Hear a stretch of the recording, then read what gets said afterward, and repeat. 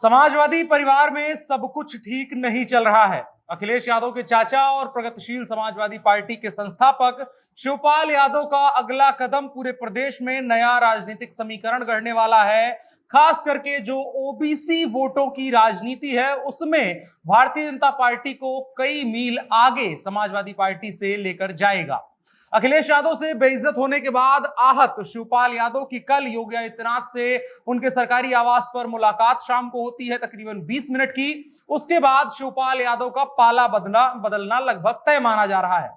और विधानसभा में जो कुछ योगी आदित्यनाथ और अखिलेश यादव के बीच देखने को मिला, अखिलेश यादव और केशव प्रसाद मौर्य के बीच देखने को मिला, उसको लेकर के हमने पहले भी बात करी थी। उसके बाद कल शिवपाल यादव का रात में मुख्यमंत्री योगी आदित्यनाथ से मिलना, 20 मिनट की ये लगभग बातचीत होना है। और उसके बाद जैसे ही शिवपाल यादव वहां से निकलते हैं, उसके तुरंत बाद भाजपा के प्रदेश अध्यक्ष और कैबिनेट मंत्री स्वतंत्र देव सिंह का वहां पहुंचना, ये तमाम चीजें साफ साफ दर्शाती हैं कि उत्तर प्रदेश में तगड़ा झटका भारतीय जनता पार्टी अखिलेश यादव और समाजवादी परिवार को देने की तैयारी कर रही है। माना जा रहा है आने वाले दिनों में शिवपाल यादव या तो भाजपा की सदस्यता ले लेंगे या फिर अपनी पार्टी को एनडीए का हिस्सा बना देंगे। और अधिक संभावना उनके भाजपा में शामिल होने की है, जिस तरीके से अपर्णा यादव शामिल हुई है।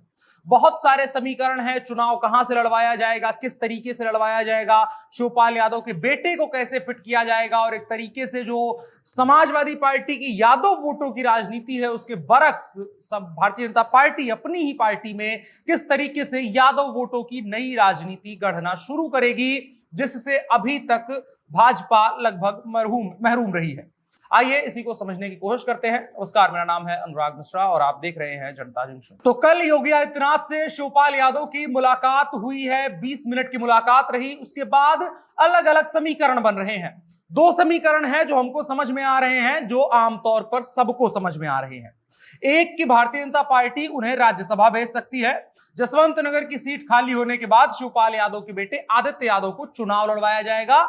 और इस फॉर्मूले के तहत शिवपाल यादव की जो चिंता है कि उनके बेटे का राजनीतिक भविष्य क्या होगा, वो लगभग दूर हो जाएगी। और अखिलेश यादव और शिवपाल यादव के बीच जो खटास की कई वजहें हैं, उनमें से एक शिवपाल यादव के बेटे आदित्य यादव को टिकट ना मिलना भी रही है। और इसके अलावा एक और समीकरण चल रहा है जिसको ज्यादा मजबूत और ज्यादा प्रबल समीकरण माना जा रहा है। समीकरण ये कि शिवपाल यादव को आजमगढ़ की सीट से चुनाव लड़वाया जा सकता है, लोकसभा का उपचुनाव, क्योंकि अखिलेश यादव ने लोकसभा से इस्तीफा दे दिया है और इसकी वजह से आजमगढ़ की सीट पर 6 महीने के भीतर उपचुनाव होना है। और यह सीट समाजवादी पार्टी की, समाजवादी परिवार की, या यूं कहें मुलायम सिंह परिवार की मजबूत सीट मानी जाती है, जिसमें बहुत अहम योगदान अगर हम देखने की कोशिश करें तो जो प्रसपा के अध्यक्ष हैं शिवपाल सिंह यादव, उनका भी है। और अगर शिवपाल यादव भारतीय जनता पार्टी की तरफ से या एनडीए की तरफ से इस सीट पर चुनाव लड़ते हैं तो परिणाम भारतीय जनता पार्टी के हक में आने की उम्मीद है। और ये एक तरीके से 2024 के लोकसभा चुनाव से पहले समाजवादी पार्टी के गढ़ में किया गया भाजपा का पहला हस्ताक्षर होगा, जो एक सकारात्मक संदेश लेकर पूरे प्रदेश में जाएगा। और शिवपाल यादव के लिए भी तब भी फायदा रहेगा क्योंकि वो लोकसभा चले जाएंगे और इधर इनकी सीट जसवंत नगर खाली होगी, मजबूत सीट है, आदित्य यादव वहां चुनाव लड़ेंगे और लगभग विधायक वहां से वो बन सकते हैं। दोनों हाथों में लड्डू शिवपाल यादव के इस समय नजर आ रहा है। तो इस वजह से ये समीकरण और कल की मुलाकात, इन तमाम चीजों के बाद ये माना जा रहा है कि अब शिवपाल यादव ज्यादा दिन नहीं लगाएंगे भारतीय जनता पार्टी में जाने से। और इन तमाम खबरों को बल पिछले लोकसभा चुनाव की कुछ तस्वीरें दे रही हैं।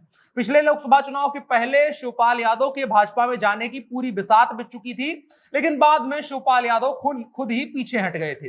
वजह साफ थी, बड़े भाई मुलायम सिंह यादव के हाथों से सपा की बागडोर जाने के बाद शिवपाल का अपना ही जो राजनीतिक घर था वो एक तरीके से पराया हो गया था। फिर भी लेकिन मुलायम सिंह यादव की एक तरीके से जो एक बाहरी दबाव था और उसके बाद राजनीतिक मजबूरियां थी, उन तमाम चीजों के चलते वो तब भाजपा का हिस्सा नहीं बनते हैं। उसके बाद तमाम बवाल के बाद, तमाम लड़ाई झगड़े के बाद वो विधानसभा चुनाव से पहले अखिलेश यादव के साथ आते हैं और पूर्ण समर्पण के साथ आते हैं और कहते हैं कि हम इस बार समाजवादी पार्टी की सरकार बनवाने के लिए आए हैं। लेकिन सामने से अखिलेश यादव कुछ और ही प्लान लेकर के बैठे रहे होते हैं।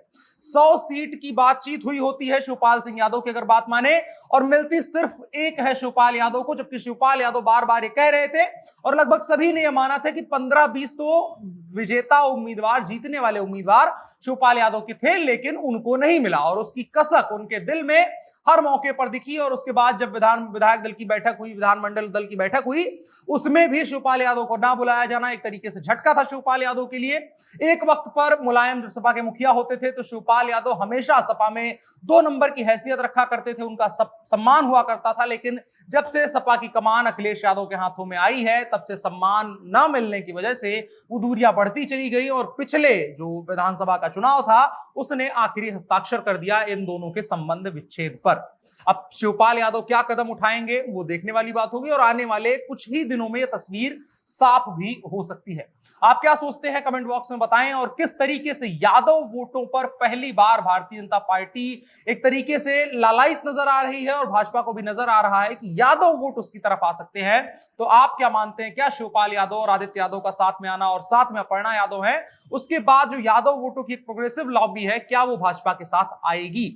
अपनी राय कमेंट बॉक्स में बता सकते हैं और साथ ही साथ इस वीडियो को साझा भी कर सकते हैं। मेरा नाम अनुराग मिश्रा है, आप जनता जंक्शन देख रहे थे। कैमरे पर मेरे साथ ओम प्रकाश थे। शुक्रिया।